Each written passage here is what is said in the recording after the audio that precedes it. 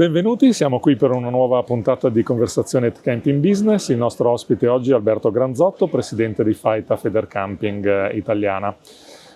Ci troviamo in occasione del congresso dei camping catalani, dove questa mattina abbiamo visto un'interessante presentazione di dati locali sulle strutture ricettive della Catalogna. A proposito di dati, come FAITA voi siete molto impegnati su questo fronte, visto che avete delle ricerche come quella di HD Benchmark, che è molto molto interessante. Come funziona il progetto e a che punto siete arrivati oggi? Sì, buongiorno a tutti. La raccolta dei dati è un elemento molto importante per definire la qualità del settore turistico in cui noi operiamo e definire soprattutto quelli che sono le dimensioni e i trend che ci vedono protagonisti. Come FAITA noi abbiamo sviluppato molti progetti in tema di raccolti dei dati con le principali università italiane, il CISET e la Bocconi in modo particolare, e con H-Benchmark, una società privata con cui collaboriamo ormai da quasi 10 anni. Sono progetti che vengono ad essere complementari gli uni con gli altri perché vengono a fornirci dimensioni diverse del dato. Con H-Benchmark noi stiamo sviluppando una mappatura in tempo reale di quelli che sono i flussi di prenotazioni. Abbiamo ormai censito oltre 24.000 unità in termini di piazzola o mobile home, quindi un campione molto significativo, soprattutto in alcune aree geografiche. Il Veneto in prima battuta, il Trentino Alto Adige, alcune province come Ferrara, l'isola d'Elba, e grazie alla collaborazione con gli enti locali stiamo sviluppando il progetto in modo sempre più ampio. Questo ci permetterà di avere in tempo reale un quadro aggiornato delle prenotazioni, ma soprattutto delle caratteristiche dei clienti che ci prenotano, quindi con un'informazione che ci permetta anche di fare un benchmark fra destinazioni e un'analisi di quelle che sono le potenzialità di sviluppo del mercato. A questo lavoro di analisi in tempo reale abbiamo affiancato gli studi con le università, le quali, utilizzando le banche dati di Banca d'Italia o altre fonti quali le carte di credito o altri elementi, ci permettono di tracciare invece quello che è l'intero indotto prodotto dal movimento turistico all'aria aperta, quindi non solo quello che viene prodotto all'interno dei singoli campeggi, ma anche quanto i clienti che frequentano i campeggi vengono a investire sul territorio.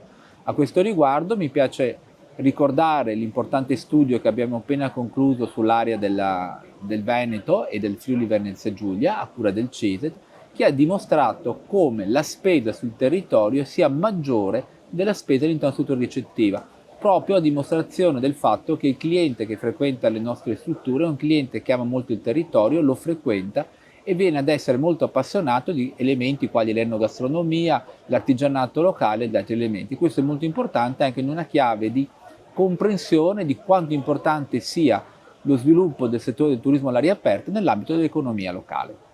Ecco, di questo importante lavoro mi ha colpito in particolare il fatto che voi parliate di dati in tempo reale. Qual è l'importanza di avere i dati così rapidamente? Fondamentale, perché ci permette di essere, diciamo, sul pezzo, per usare un eufemismo, immediatamente. Quindi abbiamo la comprensione di come sta andando il mercato giorno per giorno e questo ci permette di capire come determinati elementi possono influenzare, quindi possiamo vedere come un effetto climatico durante i periodi di prenotazione possa rallentare le prenotazioni, perché è più facile prenotare per l'estate quando fa caldo durante la primavera, o molto più banalmente ci permette di capire come determinati fenomeni economici o determinati eventi possono condizionare questo tipo di prenotazioni. La realtà vera è che avere il dato in tempo reale ci permette di essere aggiornati immediatamente su quello che è la situazione e fare soprattutto un confronto continuo e costante con quello che sono stati gli anni passati, perché questo è l'elemento centrale. Quindi quello che viene chiamato tecnicamente il confronto col sign point last year è quello che è l'elemento centrale, quindi ti capisce se tu stai muovendoti bene, se potrai avere dei problemi e altri elementi. Poi questo ti permette anche di vedere come determinati periodi possono essere più o meno ricercati dai clienti rispetto ad altri, e questo ti spiega che magari qualche evento sta funzionando particolarmente bene, e questo quindi ha anche un effetto particolarmente importante in termini di prezzo dinamico, di valutazione o di costruzione di un listino più attento a quelle che sono le dinamiche del mercato. Quindi è sicuramente un elemento che ti aiuta a capire immediatamente se stai andando nella direzione giusta o se hai fatto delle scelte sbagliate, quindi ti permette di correggerti nel momento, evitando di avere delle situazioni irreversibili. Chiarissimo, l'auspicio è che una ricerca di questo tipo possa estendersi anche ad altre aree geografiche e non rimanere, tra virgolette, confinata ai cluster che avete, su cui state lavorando ora. Il nostro obiettivo è quello di diffonderlo in tutta Italia.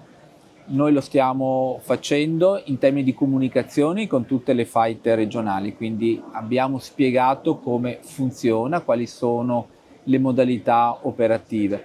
Alcune regioni hanno messo a disposizione anche quelli che sono gli uffici regionali, quindi hanno dato anche un sostegno economico al progetto. L'importante è soprattutto da parte nostra far capire a tutti i nostri colleghi quanto questo strumento sia utile anche internamente per poter far crescere la propria impresa, perché io ritengo che essere imprenditori significa conoscere il mercato e questo è uno strumento che ti permette di avere una conoscenza del mercato veramente completa che pochi altri strumenti ti possono dare nella stessa misura. E quindi io invito tutti i colleghi a vedere i vari eventi in cui presentiamo questo progetto, a capirne la logica, a capirne le potenzialità.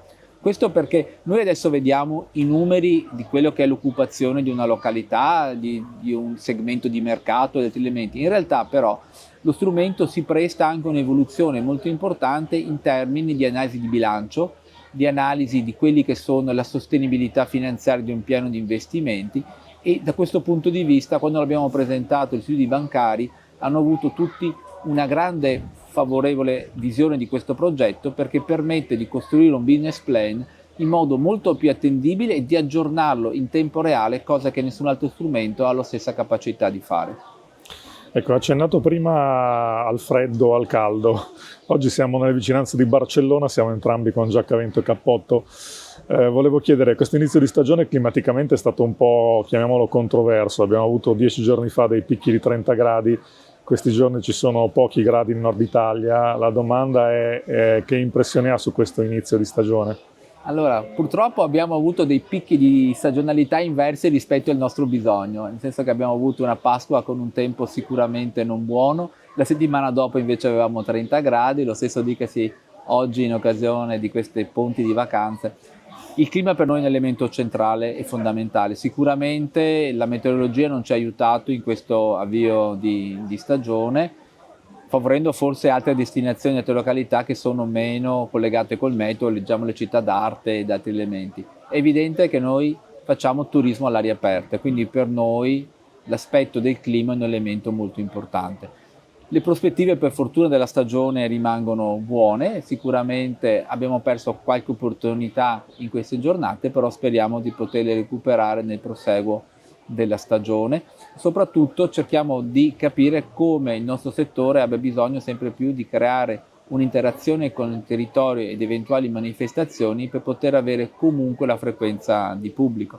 Io stesso personalmente abbiamo avuto l'opportunità di avere sia Pasqua che in questo ponte degli eventi sportivi all'interno delle nostre strutture ricettive e queste manifestazioni comunque si stanno svolgendo e comunque abbiamo pubblico a prescindere dall'aspetto del tempo atmosferico. Quindi questo ci fa capire come, soprattutto in periodi di stagione diverse di altre stagioni, quindi non dei mesi centrali, occorre puntare molto sugli eventi, manifestazioni di del territorio perché dobbiamo offrire al cliente un'esperienza a prescindere e quindi questo è un elemento molto importante su cui dobbiamo lavorare per cercare di avere un effettivo allungamento della stagione che dal mio punto di vista è un elemento fondamentale per poter avere uno sviluppo sostenibile da tanti punti di vista, ma soprattutto con quello che è il mondo dell'occupazione, perché dobbiamo cercare di offrire un progetto a chi lavora nelle nostre strutture che abbia una visione lunga tutto l'anno e quindi questo per noi è un impegno sociale molto importante che nel tempo sicuramente diventerà sempre più determinante.